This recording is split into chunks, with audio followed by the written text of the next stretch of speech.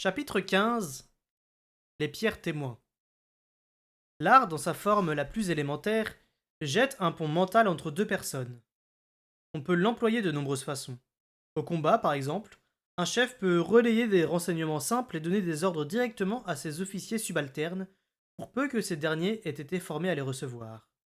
Quand l'art est supérieurement développé, on peut l'utiliser à influencer les autres, même s'ils ne sont pas exercés, ou l'esprit de ses ennemis en leur inspirant peur, confusion ou doute. Rares sont les hommes doués à ce point, mais celui qui possède l'art à un degré hors du commun peut aspirer à communiquer sans intermédiaire avec les anciens, qui ne sont inférieurs qu'aux dieux eux-mêmes. Bien peu s'y sont risqués, et, de cela, un nombre plus restreint encore a obtenu ce qu'il cherchait.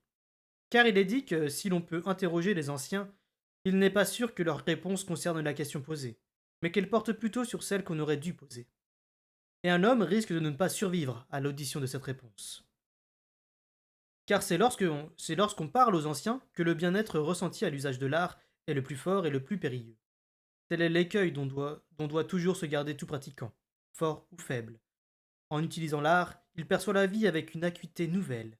Il ressent une telle élévation de l'être qu'il peut même en oublier de respirer. C'est une attirance irrésistible, même dans les pratiques les plus courantes de l'art, et assujettissante pour qui n'est pas animé d'une volonté inébranlable. Quant à la communication avec les anciens, elle procure une exaltation d'une intensité à nulle autre pareille. L'homme qui parle à un ancien risque l'annihilation totale de ses sens et de sa raison, et il mourra délirant. Il est vrai, cependant, qu'il mourra délirant de bonheur.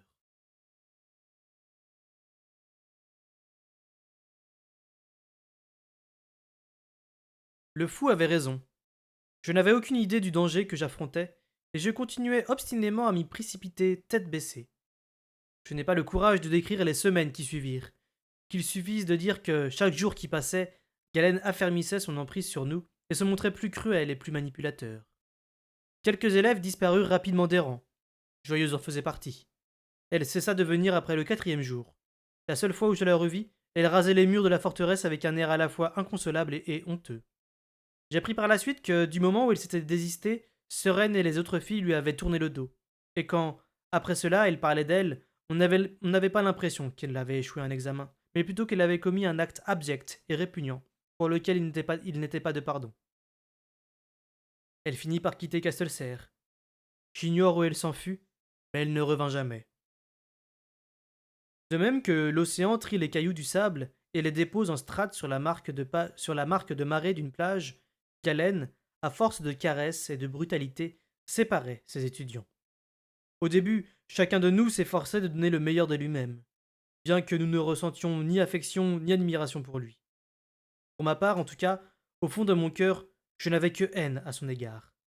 Mais c'était une haine si violente qu'elle avait généré en moi la résolution de ne pas me laisser briser par un homme comme lui.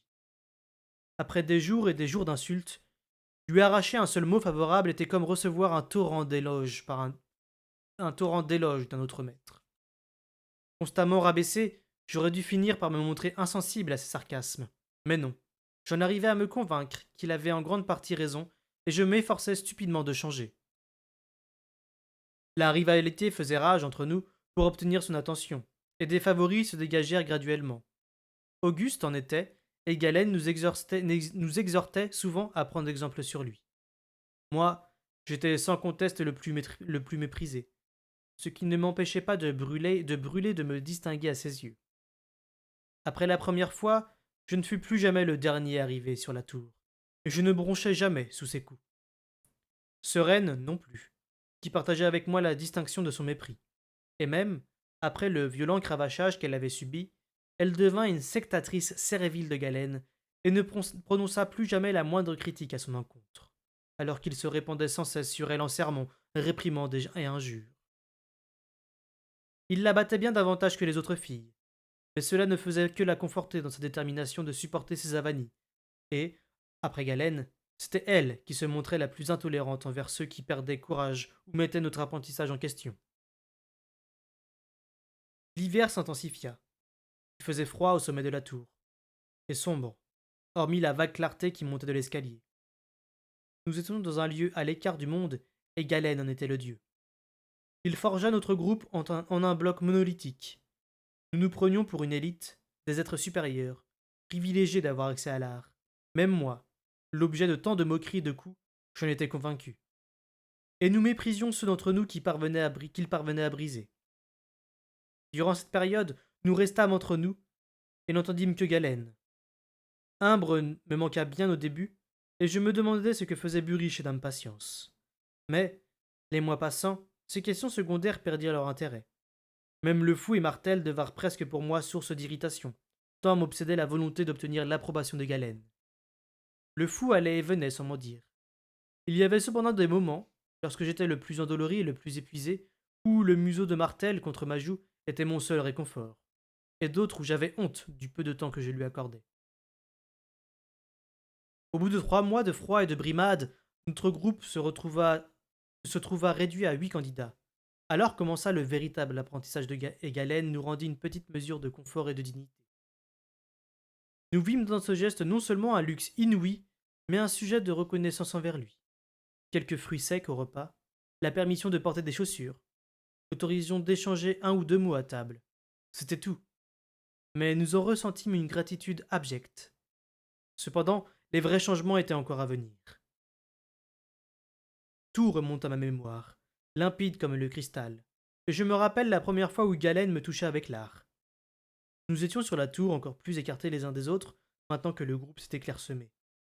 Il s'arrêtait devant chacun de nous, un moment, pendant que les autres attendaient dans un silence respectueux. Préparez votre esprit au contact. Ouvrez-vous à lui, mais ne vous laissez pas aller au plaisir qu'il procure. Le but de l'art n'est pas le plaisir. Il passait de l'un à l'autre sans suivre d'ordre particulier. Espacés comme nous l'étions, nous ne voyions pas le visage de nos voisins, et Galen n'aimait pas que nous le suivions des yeux.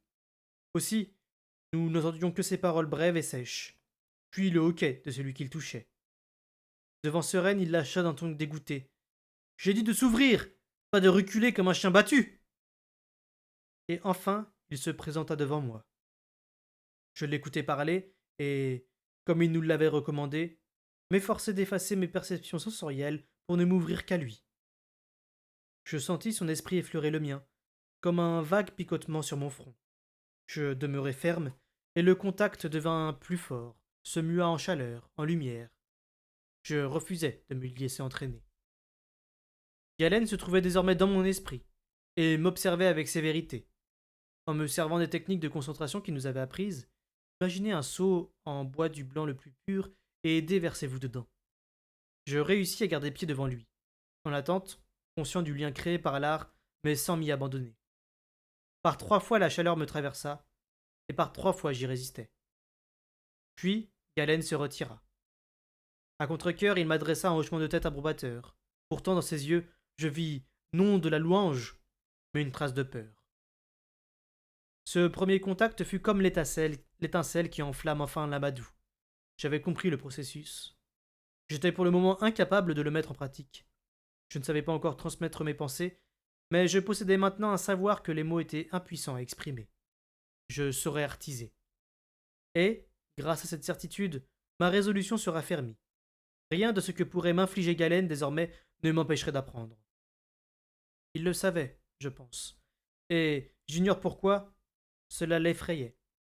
Car, les jours suivants, il s'en prit à moi avec une férocité qui me paraît aujourd'hui incroyable. Paroles et coups violents pleuvaient, mais rien ne pouvait me détourner de mon but. Une fois, il me cingla le visage avec sa cravache, et le coup me laissa une zébrure visible. Par hasard, Burich se trouvait dans la salle à manger au moment où j'y descendis, et je vis ses yeux s'agrandir. Il se leva de table, les mâchoires crispées, avec une expression que je connaissais bien. Mais je baissai le regard, et il resta un moment debout, à dévisager Galen d'un air assassin, tandis que le maître d'art le considérait avec hauteur. Enfin, les poings serrés, Burich tourna les talons et quitta la salle. Je soufflais, soulagé que la confrontation eût été évitée. Mais, à cet instant, Galen me regarda et son expression triomphante me glaça le cœur. J'étais sa créature à présent, et il le savait. Souffrance et victoire se succédèrent la semaine suivante. Galen ne perdait jamais une occasion de me rabaisser, et pourtant je savais que je brillais à chaque exercice qu'il nous donnait. Je sentais mes condisciples tâtonner pour percevoir le contact de son art, mais pour moi c'était aussi facile que d'ouvrir les yeux. Je connus cependant un moment d'intense terreur. Galen avait pénétré dans mon esprit et m'avait transmis une phrase à répéter tout haut. Je suis un bâtard et je déshonore le nom de mon père, dis-je sans broncher. Et soudain il reprit. Tu tires ton énergie de quelque part, bâtard. Cet art n'est pas le tien. Crois-tu que je ne saurais pas en découvrir la source? Alors je fléchis et m'écartai de son contact en dissimulant un martel au fond de mon esprit. Le sourire qu'il m'adressa lui découvrit toutes les dents. Les jours suivants, nous nous livrâmes à une partie de cache-cache. J'étais obligé de le laisser pénétrer dans mon esprit pour apprendre l'art. Mais alors je devais jongler pour lui sceller mes secrets. Non seulement Martel, mais aussi Imbre et le Fou, et Molly, Kerry et Dirk, ainsi que d'autres secrets plus anciens que je refusais de révéler, y compris à moi-même. Il les cherchait tous, et je me démenais comme un beau diable pour les maintenir hors de sa portée. Mais, en dépit de son harcèlement, ou peut-être à cause de lui, je me sentais devenir plus fort dans ma maîtrise de l'art. Ne te moque pas de moi murmura-t-il à la fin d'une séance, et sa fureur redoubla lorsqu'il vit les autres échanger des regards choqués. Occupez-vous de vos exercices rugit-il. Il s'éloigna de moi, puis fit brusquement demi-tour et se jeta sur moi. À coups de poing, à coups de pied, il se mit à me frapper, et, comme Molly il y avait bien longtemps, mon seul réflexe fut de me protéger le visage et le ventre. Les orions qu'il faisait pleuvoir sur moi évoquaient plus une colère d'enfant que la taille d'un adulte. Je sentis leur manque d'efficacité, et compris soudain que j'étais en train de le repousser. Pas au point qu'il le remarque, mais juste assez pour dévier légèrement ses coups. Je sus aussi qu'il ne s'en rendait pas compte.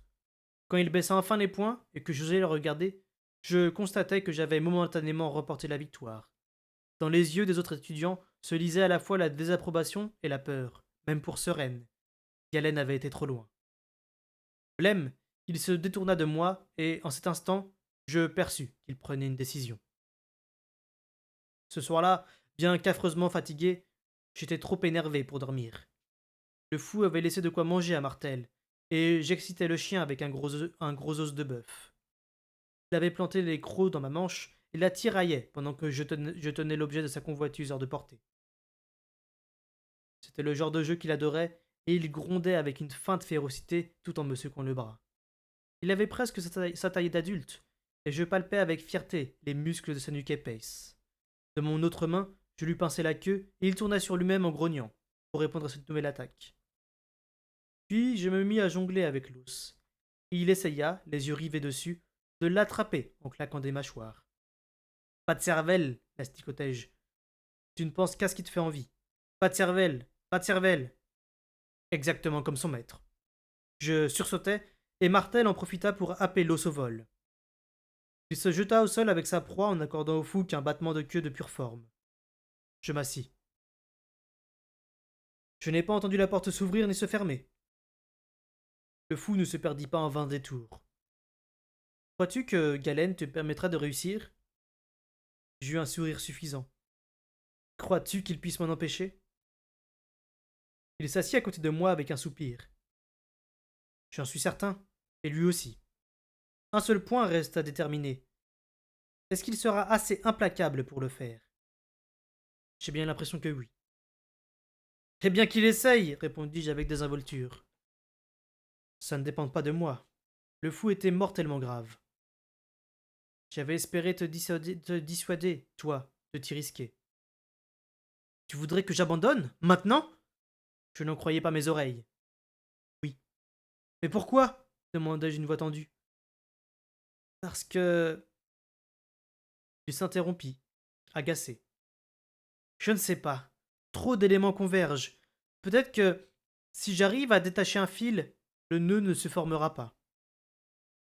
La fatigue m'envahit soudain, et l'exaltation née de mon triomphe s'effrita devant ces sinistres mises en garde. L'irritation me gagna et je dis d'un ton cassant. Si tu es incapable de t'exprimer clairement, pourquoi parler? Il resta silencieux, comme si je l'avais frappé. Puis, c'est là un autre élément que j'ignore, fit-il enfin. Il se leva pour s'en aller. Je l'appelai. Fou! Oui, c'est bien ce que je suis. Et il sortit. Je persévérais donc, et je m'améliorais. La lenteur de la formation me rendait impatient. Tous les jours, nous répétions les mêmes exercices, et peu à peu, les autres commencèrent à maîtriser ce qui me semblait si naturel. Je m'étonnais. Comment pouvait-il être à ce point coupé du reste du monde? Comment pouvait-il avoir autant de mal à s'ouvrir à l'art de Galen? La difficulté pour moi n'était pas de m'ouvrir, mais plutôt de maintenir fermé ce que je ne voulais pas partager. Souvent, alors qu'il m'effleurait avec l'art, je sentais une vrille indiscrète s'introduire furtivement dans mon esprit, mais je l'esquivais. Vous êtes prêts, nous annonça-t-il un jour où il faisait grand froid. C'était l'après-midi, mais les étoiles les plus brillantes se montraient déjà dans le bleu sombre du ciel. Je regrettais les nuages de neige de la veille qui avaient eu le mérite de nous éviter un froid trop intense. Je fis jouer mes orteils dans les chaussures de cuir que nous autorisait Galen, dans l'espoir de le réchauffer. Jusqu'à présent, je vous ai touché avec l'art, afin de vous y habituer. Aujourd'hui, nous allons tenter un contact total. Vous vous projetterez vers moi pendant que je me tendrai vers vous. Cependant, attention! Pour la plupart, vous avez réussi à surmonter la folie du contact de l'art, mais elle n'a fait pour l'instant que vous effleurer. Aujourd'hui, ce sera plus fort. Résistez, mais restez ouvert à l'art. Et à nouveau, il se mit à circuler lentement parmi nous. Je me sentais faible, mais sans peur, et je pris patience. J'attendais cette expérience depuis longtemps. J'étais prêt. À l'oreille, je sus que certains avaient échoué. Ils se virent reprocher leur paresse ou leur stupidité. Auguste récolta des éloges. Sereine une gifle pour s'être projeté avec trop d'empressement. Enfin, il arriva devant moi. Je bandai mes muscles comme pour un concours de lutte. Son esprit effleura le mien, et je répondis par une pensée curieuse. Comme ceci? Oui, bâtard, comme ceci.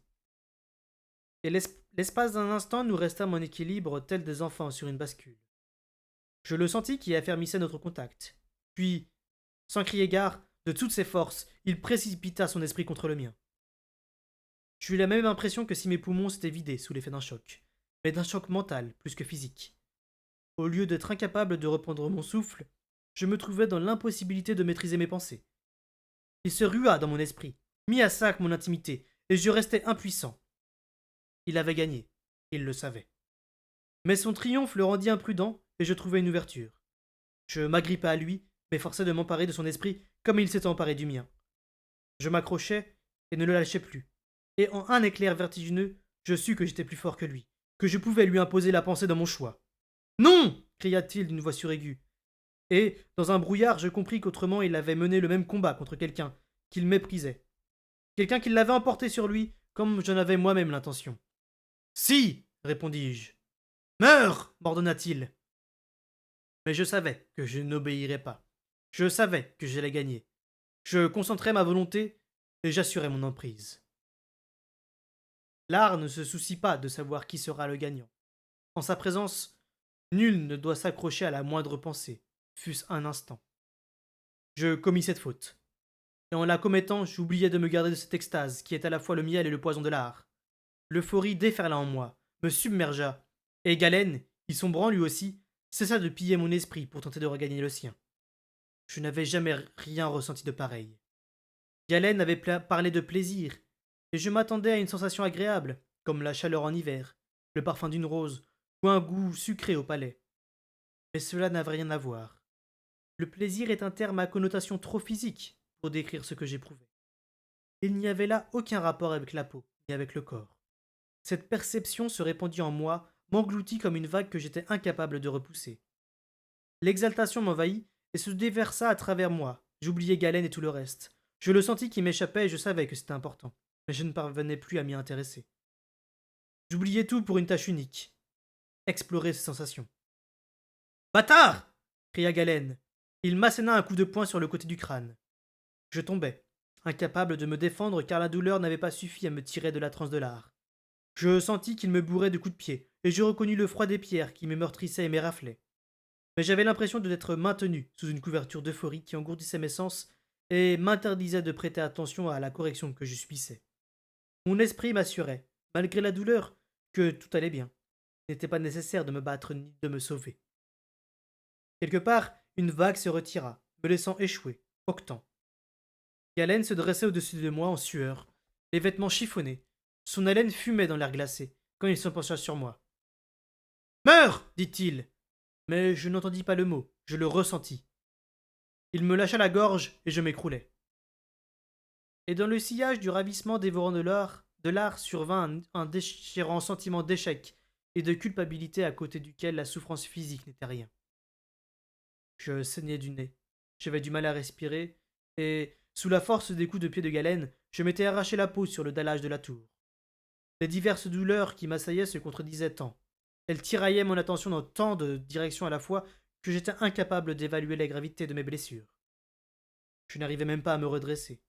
Mais une certitude me dominait de toute sa hauteur, m'écrasait de toute sa masse. Celle d'avoir échoué.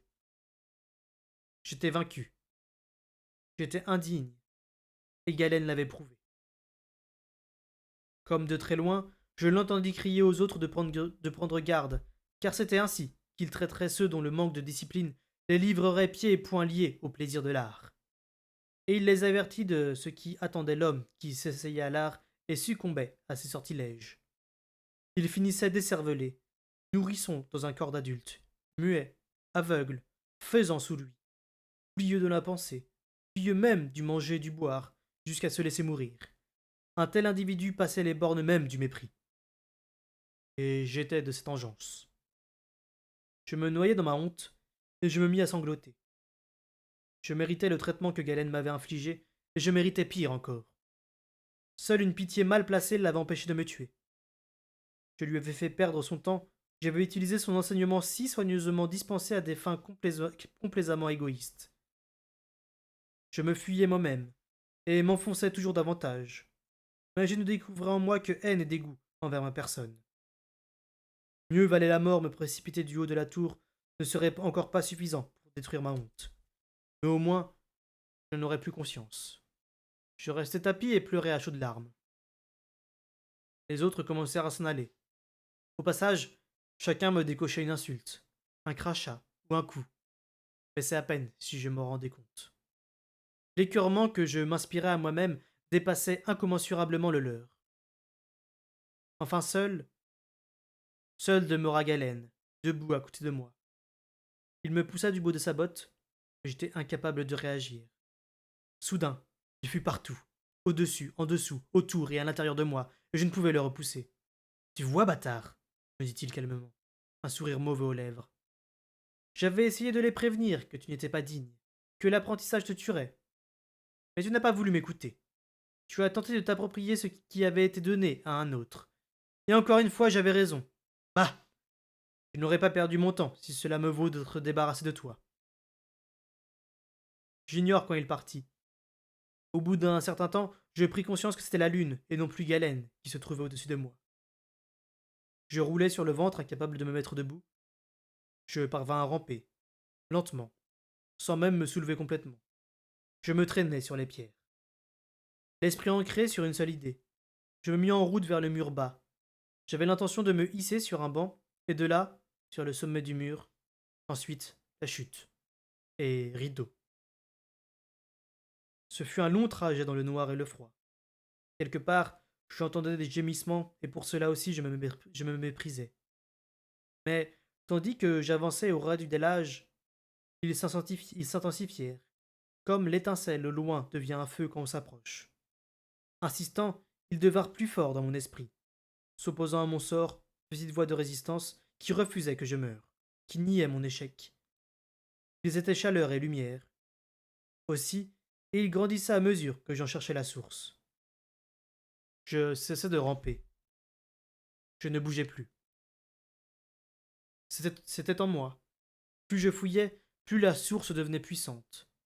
Elle m'aimait, même si j'en étais incapable moi-même, même si je ne le voulais pas. Elle m'aimait, même si je l'en détestais.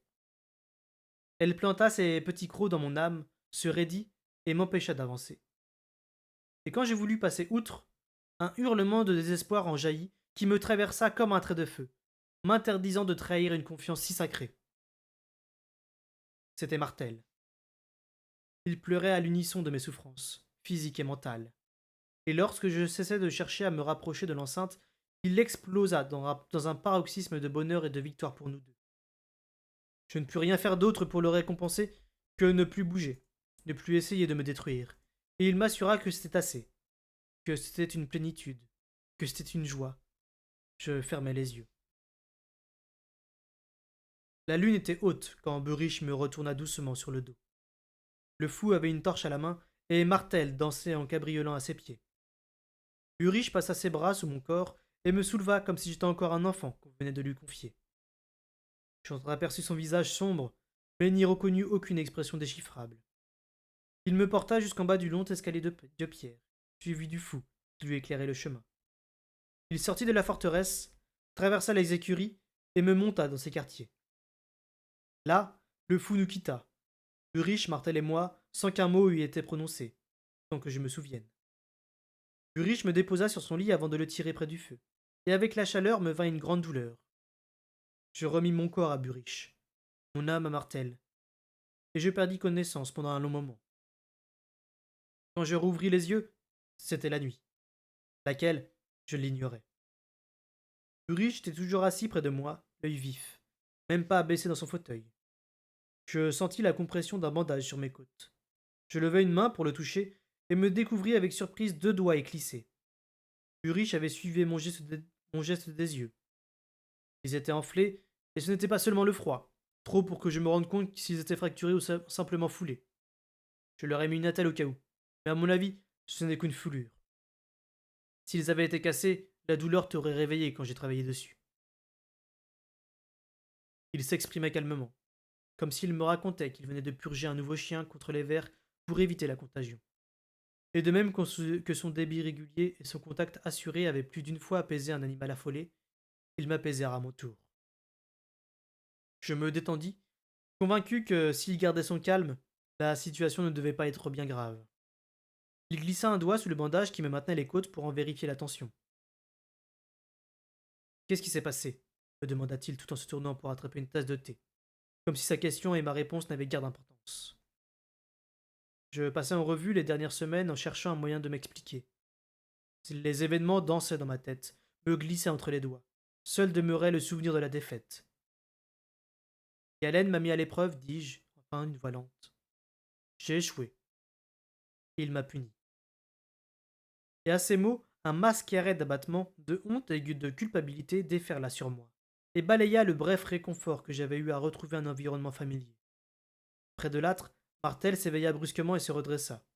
Sans réfléchir, je l'apaisai avant qu'il ne se mette à gémir.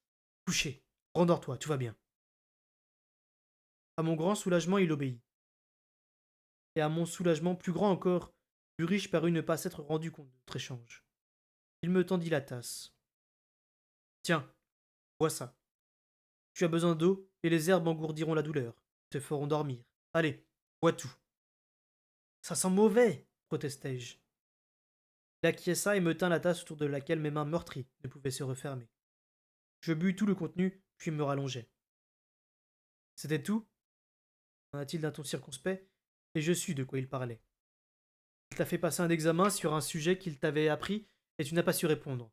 Et du coup, il t'a mis dans cet état? Je n'ai pas réussi. Je n'avais pas l'autodiscipline qu'il fallait. Alors il m'a puni. Les détails m'échappaient. La honte me submergeait, et je me noyais dans mon malheur. On n'enseigne pas l'autodiscipline en battant les gens à mort. Burich détachait soigneusement ses mots comme s'il s'adressait à un idiot. Avec des gestes très précis, il reposa la tasse sur la table. Ce n'était pas pour m'instruire. Il me croit incapable d'apprendre. Je pense. C'était pour montrer aux autres ce qui les attendait, s'ils échouaient. On n'enseigne pas grand-chose de valable par la peur, affirma Burich têtu. Puis, plus cordialement, c'est un bien piètre professeur qui essaye d'enseigner par la violence et les menaces. Imagine qu'on veuille dresser un cheval comme ça ou un chien. Le plus cabochard des chiens apprend mieux d'une main ouverte que d'un bâton. Pourtant, tu m'as bien frappé, toi, quand tu essayais de m'apprendre certaines choses. Oui, oui, c'est vrai. Mais c'était pour te secouer, te mettre en garde, ou te réveiller, pas pour te faire du mal. Jamais pour casser un membre, crever un œil, ni rendre une main inutilisable. Jamais. Ne raconte jamais que je t'ai frappé. Toi, ni aucune créature dont je m'occupe de cette façon, parce que c'est faux. Il était outré que je puisse seulement insinuer une telle idée. Non, tu as raison. Je cherchais un moyen de lui expliquer les causes de ma punition. Mais là, ce n'était pas pareil, Burich. Le sujet à enseigner était différent, et par conséquent, l'enseignement aussi. Je me sentais obligé de défendre la justice de Galen. Je le méritais, Burich. Ce n'était pas sa façon de nous instruire qui était en faute. C'est moi qui n'avais pas su comprendre. J'ai essayé, j'ai fait des efforts, mais comme Galen nous l'a dit, je crois qu'il y a une bonne raison pour ne pas former les bâtards à l'art. J'ai une tare, un défaut rédhibitoire. Tu parles. Si, réfléchis, Burich. Si tu fais saillir une jument de race inférieure par un étalon de pure race, le poulain aura autant de chances d'hériter des faiblesses de la mère que des qualités du père. Un long silence s'ensuivit, puis ça m'étonnerait beaucoup que ton père ait partagé la couche d'une femme inférieure, comme tu dis. S'il n'avait aucun raffinement, aucun esprit, ni aucune intelligence, ton père s'y serait refusé. Il n'aurait pas pu. On raconte qu'il aurait été enchanté par une sorcière des montagnes. C'était la première fois que je rapportais une histoire que j'avais souvent entendue. Chevalerie n'était pas homme à se laisser prendre à ce genre de magicaillerie. Et son fils n'est pas un imbécile pleurnichard qui se traîne par terre en gémissant qu'il mérite de se faire rouer de coups. Il se pencha vers moi et, du bout du doigt, appuya doucement juste en dessous de ma tempe. Une explosion de douleur fit vaciller ma conscience. Tu vois, il s'en est fallu d'un chevaux que son enseignement te fasse perdre un œil. Il s'échauffait, et je jugeais préférable de tenir ma langue. D'un pas vif, il fit le tour de la pièce. Puis il pivota soudain face à moi. Le chien. Il est de la chaîne de patience, n'est-ce pas? Oui. Mais tu n'as pas... Ah, Fitz, dis-moi que tu n'as pas récolté ça parce que tu t'es servi du vif. Sinon, je n'oserais plus jamais adresser la parole à quiconque, ni soutenir le regard de personne dans la forteresse, ni dans tout le royaume. Non, Burich, je te le promets. Ça n'avait rien à voir avec le chien. C'est seulement que je n'ai pas su apprendre ce que l'on m'enseignait. C'est ma tare. Tais-toi, ordonna-t-il d'un ton impatient. Ta parole me suffit. Je te connais assez pour savoir que tu la tiendras toujours. Mais pour le reste, tu racontes n'importe quoi. Allez, rendors-toi. Je dois sortir, mais je serai bientôt revenu. Repose-toi. C'est la meilleure façon de se soigner. Ulrich avait pris un air résolu. Mes discours semblaient l'avoir enfin convaincu mes coups de discours semblaient l'avoir enfin convaincu. Avoir tranché une question. Rapidement, il enfila des bottes, changea sa chemise pour une plus ample sur laquelle il ne passa qu'un pourpoint de cuir. Martel s'était levé et poussait des gémissements inquiets quand Burich sortit. Mais il ne parvint pas à me transmettre la raison de son angoisse.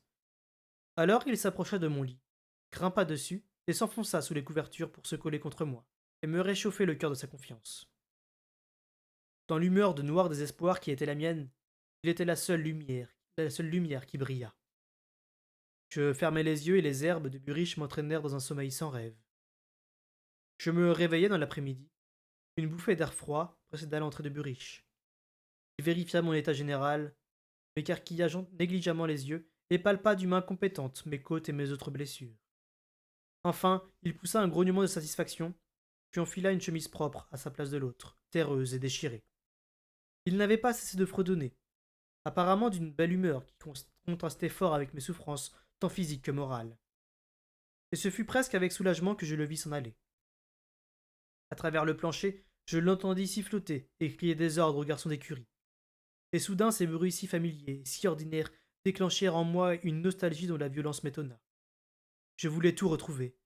L'odeur chaude des chevaux, des chiens et de la paille, les travaux simples, faits avec soin et à fond, et le bon sommeil que procure la fatigue d'une journée bien remplie.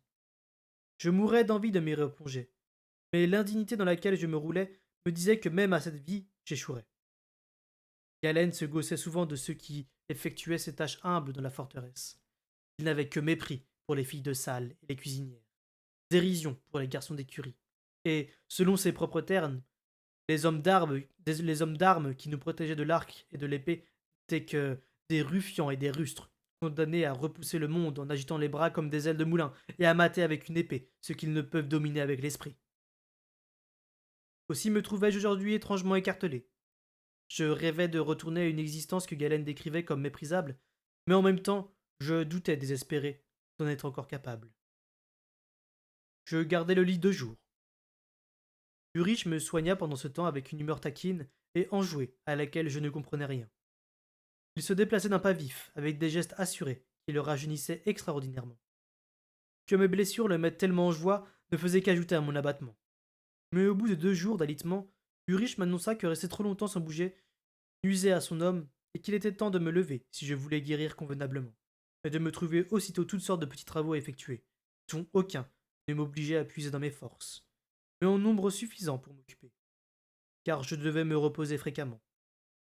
Je crois que c'était l'occupation qu'il recherchait pour moi davantage que l'exercice, car il avait bien vu que, au lit, je ne faisais que rester le nez au mur, vautré dans mon mépris de moi-même.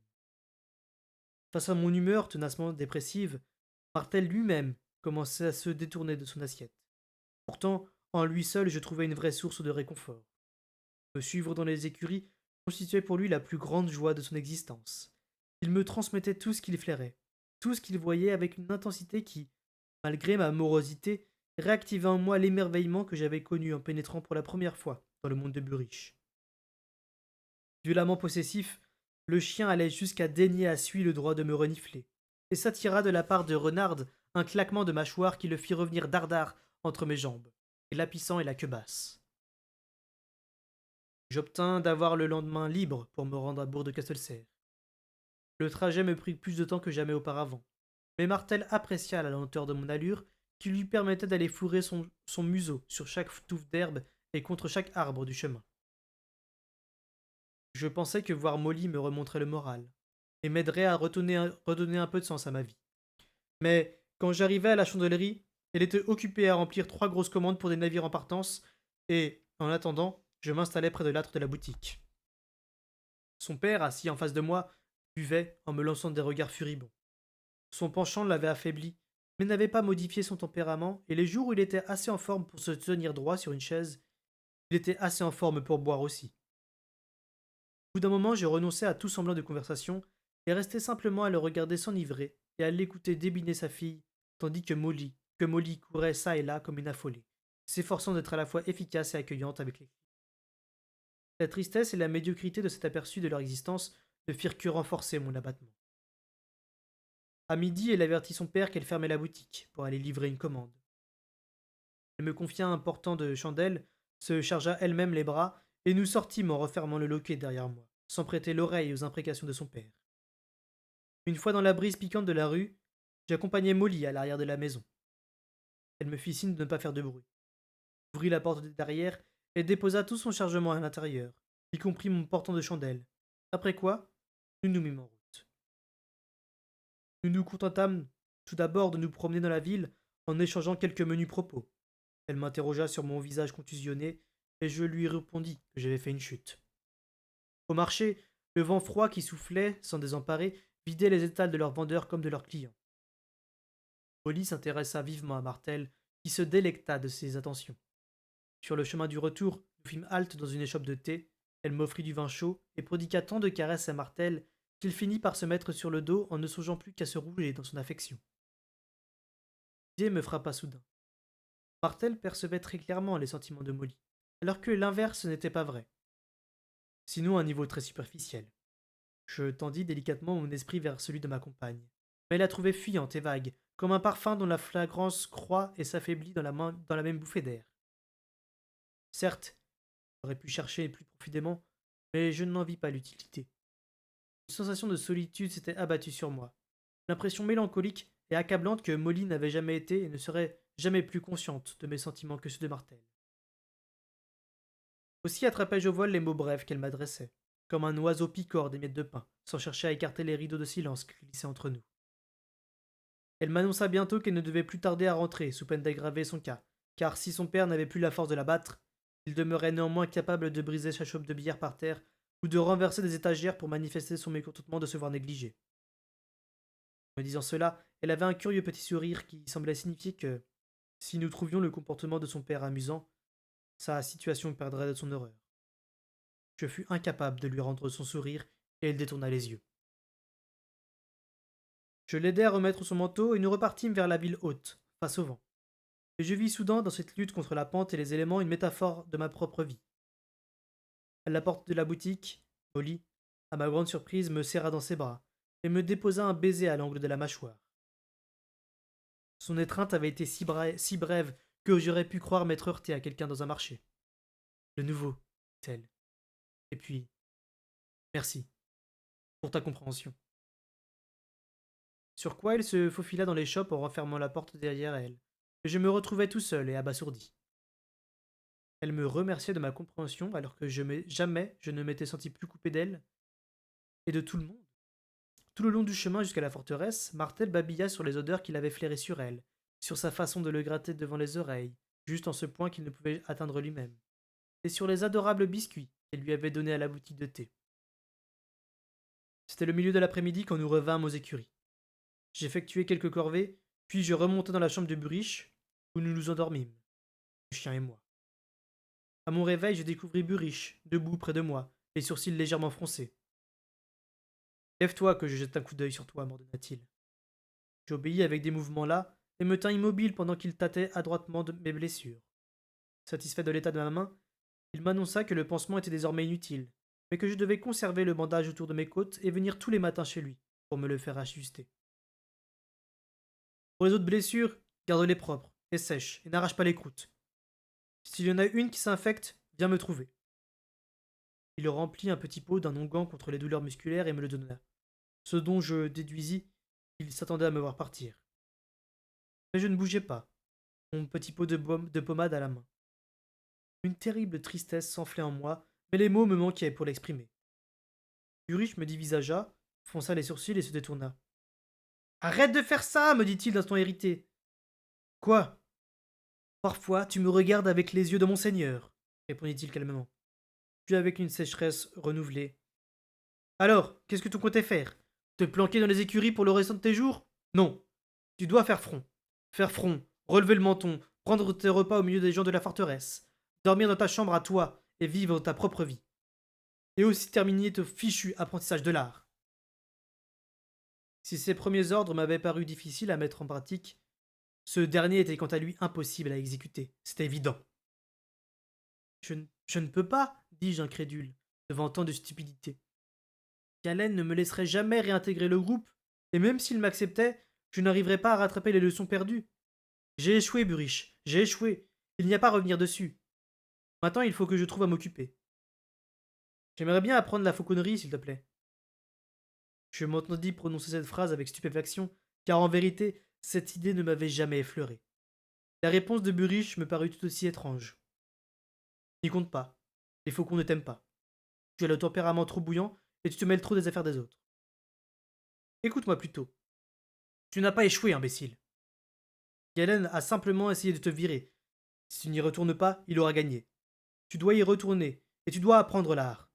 Mais... Il planta ses yeux dans les miens avec une expression de colère. Tu n'es pas obligé de supporter ses coups, comme la mule d'un charretier. Par ta naissance, tu as droit à son temps et à son savoir. Force-le à te donner ce qui t'est dû. Ne t'enfuis pas. Personne n'a jamais rien gagné dans la fuite. Il se tut, s'apprêta à rajouter quelque chose, puis se ravisa. J'ai manqué trop de leçons. Je ne pourrai jamais. Tu n'as rien manqué du tout, affirma-t-il d'un air buté. Il se détourna de moi et ce fut d'un ton monocorde qu'il reprit. Il n'y a pas eu de leçon depuis ton départ. Tu devrais pouvoir reprendre l'apprentissage là où tu l'as laissé. Je ne veux pas m'y remettre. Ne me fais pas perdre mon temps en discutant, fit-il sèchement. Ne me pousse pas à bout. Je t'ai dit quoi faire, fais-le. Soudain, j'eus de nouveau 6 ans, et un homme subjuguait une foule d'un seul regard. Je frissonnais, soumis, et tout à coup il me parut plus facile d'affronter Galen que de défier Buriche, même lorsqu'il ajouta. Et tu vas me laisser ce chien jusqu'à la fin de ton apprentissage. Rester enfermé toute la journée dans une chambre, ce n'est pas une vie pour un animal. Son poil va s'abîmer, il ne va pas se muscler comme il faut. Mais, veille à descendre ici tous les soirs pour t'occuper de lui, et de suite. Tu auras affaire à moi. Et Galen peut bien en dire ce qu'il veut, je m'en fous. Et il me congédia. J'informai Martel qu'il devait rester avec Buriche. ce qu'il accepta avec une placidité qui m'étonna autant qu'elle me vexa. Abattu, je pris mon pot d'onguent et remontai d'un pas lourd la forteresse. Je récupérai de quoi manger aux cuisines, car je n'avais pas le courage d'affronter quiconque à table. Et je regagnai ma chambre. Il faisait froid et noir. Il n'y avait pas de feu dans la cheminée, pas de chandelle dans les bougeoirs, et les roseaux répandus par terre sentaient le moisi. J'allais chercher des bougies et du bois, allumer une flambée, puis, en attendant qu'elle réchauffe un peu la pierre du sol et des murs, je me débarrassai des roseaux. Ensuite, comme Brodette me l'avait conseillé, je récurais la pièce à fond avec de l'eau chaude et du vinaigre. Par hasard, j'avais pris du vinaigre à l'estragon, si bien qu'à la fin de mon nettoyage, l'odeur de cette herbe imprégnait toute la chambre. Enfin, épuisé, je me jetai sur mon lit et m'endormis en me demandant pourquoi je n'avais jamais découvert comment ouvrir la porte qui menait aux appartements d'Imbre. Mais, dans le cas contraire, il m'en aurait sans doute refusé l'entrée, car c'est un homme de parole, et ne voudrait pas avoir affaire à moi avant que Galen en ait fini avec moi, ou avant de découvrir que j'en avais fini avec Galen. Je me réveillai à la lumière des bougies que portait le fou. J'ignorais l'heure qu'il était, et où je me trouvais jusqu'à ce qu'il déclare. Tu as juste le temps de faire ta toilette et de manger pour être le premier sur la tour. Il avait apporté de l'eau chaude dans un broc et des petits pains tout droits sortis des fours de cuisine. Je n'irai pas. Pour la première fois depuis que je le connaissais, le fou eut l'air surpris. Pourquoi? C'est inutile. Je n'arriverai à rien. Je n'ai absolument aucun talent, et je n'ai assez de me taper la tête contre les murs. Les yeux du fou s'écarquillèrent encore. Il me semblait pourtant que tu te débrouillais bien. Ce fut mon tour d'être surpris. Bien? Ou est-ce que tu crois qu'il se moque de moi et qu'il me frappe pour me récompenser de mes brillantes performances? Non. Je n'ai même pas été fichu de comprendre comment on s'y prend. Tous les autres m'ont déjà surpassé. À quoi bon m'accrocher? Pour que Galen démontre encore plus clairement qu'il avait raison? Il y a quelque chose qui cloche là-dedans, dit le fou d'une voix lente. Il réfléchit un instant. Autrefois, je t'ai demandé de laisser tomber ton apprentissage. Tu as refusé, tu t'en souviens? Je m'en souvenais. Je peux être têtu quelquefois, avouai-je. Et si je te demandais aujourd'hui de le continuer, de remonter sur la tour et de persévérer? Pourquoi as-tu changé d'avis? Parce que ce que je cherchais à empêcher s'est quand même produit. Mais que tu y as survécu. Du coup, j'essaye à présent de... Sa voix mourut. C'est comme tu me l'as dit. Pourquoi parler si je suis incapable de de m'exprimer clairement? Si j'ai dit ça, je le regrette. Ce n'est pas une phrase à sortir à un ami, mais je ne m'en souviens pas. Il eut un vague sourire. Si tu ne t'en souviens pas, moi non plus. Il prit mes deux mains entre les siennes. Il avait la peau étrangement fraîche et un frisson me parcourut à ce contact. Accepterais-tu de continuer si je te le demandais? Comme un ami? Ce dernier mot sonnait bizarrement dans sa bouche. Il n'y avait mis nulle moquerie, et l'avait au contraire prononcé avec soin, comme si le dire tout haut risquait de lui faire perdre son sens. Ses yeux incolores étaient rivés aux miens. Je m'aperçus que j'étais incapable de refuser, et j'acquiesçai. Néanmoins, je me levai avec réticence. Le fou m'observa, impassible, tandis que je réajustais les vêtements dans lesquels j'avais dormi. Je me passai de l'eau sur le visage, puis m'intéressai à mon petit déjeuner. Je n'ai pas envie d'y aller, lui dis-je en finissant le premier petit pain et en attaquant le second. Je ne vois pas où ça va me mener. Je me demande pourquoi il se casse la tête avec toi, fit le fou, son cynisme habituel retrouvé. Galen? Il y est bien obligé. Le roi lui a. Non, non, non, non. Plus riche. Ça l'amuse de me donner des ordres, c'est tout. Puis-je d'un ton plaintif qui, même à mes oreilles, évoquait un gosse pleurnichard. Le fou secoua la tête. Tu n'es pas au courant, hein? De quoi? De la façon dont de la façon dont le maître des écuries a sorti de force Galen de son lit, et dont il l'a traîné jusqu'au pire témoin. Je n'y étais pas, naturellement, sinon je te raconterais que Galen s'est débattu en sacrant et en tempêtant, ce qui ne faisait ni chaud ni froid au maître des écuries. En réalité, il faisait le dos rond, tout simplement, sans répondre. Burich tenait le maître d'art par le col, si bien que l'autre était au bord de l'étouffement. Il le tirait à travers le château. Et les soldats, les gardes et les garçons d'écurie les suivaient en un flot qui se transformait peu à peu en véritable torrent. Si j'avais été présent, je pourrais te dire que nul n'a osé s'interposer, car tous avaient l'impression que le maître des écuries était redevenu le Burrich d'autrefois. Un homme aux muscles de fer, avec un tempérament noir qui était comme une folie quand il prenait le dessus. À l'époque, personne ne se risquait à contrarier un tel caractère, et ce jour-là, on aurait dit que Burrich était redevenu cet homme. S'il boitait encore, nul ne s'en était aperçu. Quant au maître d'art, au début, il jurait en frappant des poings et des pieds des poings. Mais ensuite il s'est calmé, et tous ont pensé qu'il rassemblait son savoir secret contre son ravisseur. Mais si c'est le cas, le seul effet visible en a été que le maître d'écurie a resserré sa prise sur sa gorge, et si Galen a essayé d'inciter les spectateurs à prendre sa défense, ils n'ont pas réagi. Peut-être que se faire étrangler en même temps que remorquer avait suffi à troubler sa concentration. À moins que l'art ne soit moins puissant que la rumeur ne le prétend. Bien, trop nombreux étaient ceux qui gardaient le souvenir de ces mauvais traitements pour être sensibles à ces artifices. À moins encore que... Accouche, fou! Que s'est-il passé après? Baigné d'une fine pellicule de sueur, je frissonnais sans trop savoir ce que j'espérais entendre. Je, je n'étais pas là, naturellement, répéta le fou d'un ton suave. Mais j'ai entendu dire que le ténébreux a traîné le maigrichon jusqu'au pied des pierres témoins. Et là, sans lâcher le maître d'art, de façon à lui couper le sifflet, il a énoncé son défi. Ils allaient se battre, sans armes, à main nue, tout comme le maître d'art s'en était pris à certains jeunes hommes la veille. Et les pierres attesteraient, si Burrich l'emportait, que Galen n'avait aucune raison de frapper le garçon, qui n'avait pas le droit de lui refuser son enseignement. Galen aurait volontiers rejeté le défi et serait allé trouver le roi lui-même. Malheureusement, le ténébreux avait déjà pris les pierres à témoin. Ils ont donc engagé le combat. Un combat qui n'était pas sans rappeler la façon dont un taureau lutte contre une botte de paille. La jette en l'air, la piétine et l'encorne. Quand il en a eu fini, le maître d'écurie s'est penché pour murmurer quelque chose à l'oreille du maître d'art, avant de se retourner au château en compagnie de la foule, en laissant l'autre allongé par terre, tout sanguinolent devant les pierres qui l'écoutaient gémir.